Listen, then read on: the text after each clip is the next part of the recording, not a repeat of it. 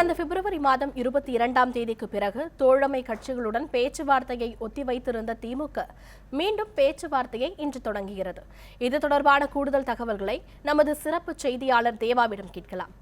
தேவா, திமுக எந்தெந்த கட்சிகளுடன் உடன்பாடு மேற்கொண்டிருக்கிறது? வேறு எந்த கட்சிகளுடன் பேசி வருகிறது?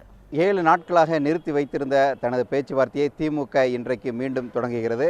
கடந்த 20ஆம் தேதி முதல் திமுக தனது தோழமை கட்சிகளுடனான பேச்சுவார்த்தையை தொடங்கி காங்கிரஸ், இந்திய யூனியன் முஸ்லீம் லீக் கட்சி மற்றும் கொங்கு நாடு மக்கள் தேசிய கட்சி ஆகிய 3 கட்சிகளுடன் நாடாளுமன்ற தேர்தல் உடன்பாட்டை மேற்கொண்டிருக்கிறது. மீதமுள்ள 5 கட்சிகளுடன் ஏற்கனவே, அதாவது இந்திய கம்யூனிஸ்ட் கட்சி, மார்க்சிஸ்ட் கம்யூனிஸ்ட், விடுதலை சிறுத்தைகள், மதிமுக, மனிதநேய மக்கள் கட்சி ஆகிய 5 கட்சிகளுடன் முதற்கட்ட பேச்சுவார்த்தையை திமுக நிறைவு செய்திருக்கிறது.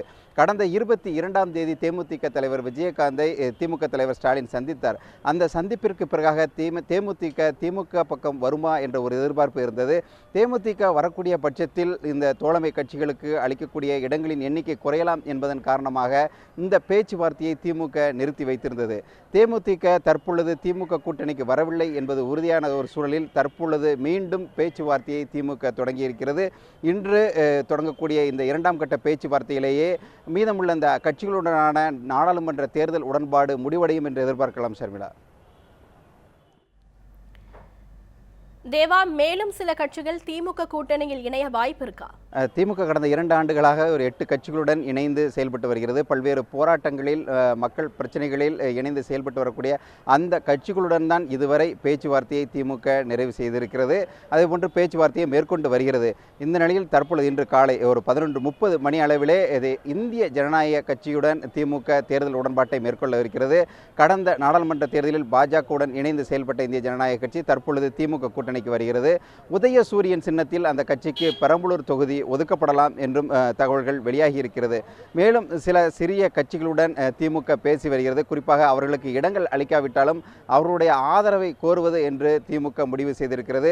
தமிழக வாழ்வுரிமை கட்சி வேல்முருகனிடமும் திமுக இது தொடர்பாக பேசி வருகிறது. அவரது ஆதரவும் திமுகவிற்கு வருவதற்கான வாய்ப்புகள் இருக்கிறது.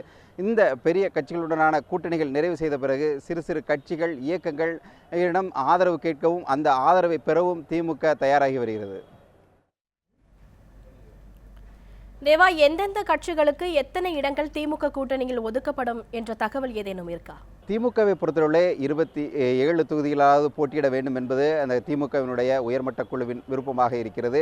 அதேபோன்று திமுகவினுடைய மாவட்ட செயலாளர்கள் கூட்டம், சட்டமன்ற உறுப்பினர்கள் கூட்டத்திலெல்லாம் திமுக கண்டிப்பாக 25 தொகுதிகளுக்கு மேலாக போட்டியிட வேண்டும் என்று தங்களது தலைவருக்கு கட்சியினர் ஏற்கனவே தெரிவித்திருக்கிறார்கள். அந்த வலியுறுத்தலையும் தெரிவித்திருக்கின்றனர். தற்பொழுது ஏராளமான கட்சிகள் திமுகவினுடைய கூட்டணியில் இருப்பதன் காரணமாக அந்த கட்சிகளும் அதிகமான எண்ணிக்கையில் இடங்கள் கேட்டு வரக்கூடிய சூழலில் திமுக குறைந்த இடங்களிலே போட்டியிடுவதற்கான ஒரு சூழல் ஏற்பட்டிருக்கிறது. காங்கிரசிற்கு திமுக 10 இடங்கள் ஒதுக்கி இருக்கிறது. இந்திய யூனியன் முஸ்லீம் லீக், கொங்கு நாடு மக்கள் தேசிய கட்சி ஆகிய 2 கட்சிகளுக்கும் தலா ஒரு கட்சி இடங்கள் என இதுவரை 12 இடங்கள் ஒதுக்கப்பட்டிருக்கிறது. தற்பொழுது வரக்கூடிய இந்திய ஜனநாயக கட்சிக்கு ஒரு இடமும், மற்ற மதிமுக, விடுதலை சிறுத்தைகள் கட்சி, மார்க்சிஸ்ட் கம்யூனிஸ்ட் கட்சி ஆகிய கட்சிகளுக்கு தலா 2 இடங்களும் ஒதுக்குவதற்கான ஒரு சூழல் இருப்பதாக தெரிகிறது. எனவே இந்த கட்சிகளுக்கு அதிகமான இடங்கள் ஒதுக்கக்கூடிய ஒரு சூழலில் திமுக சுமார் 20 தொகுதிகளில் போட்டியிடுவதற்கான ஒரு சூழல் ஏற்படலாம். விரிவான தகவல்களை பதிவு செய்தமைக்காக நன்றி தேவா.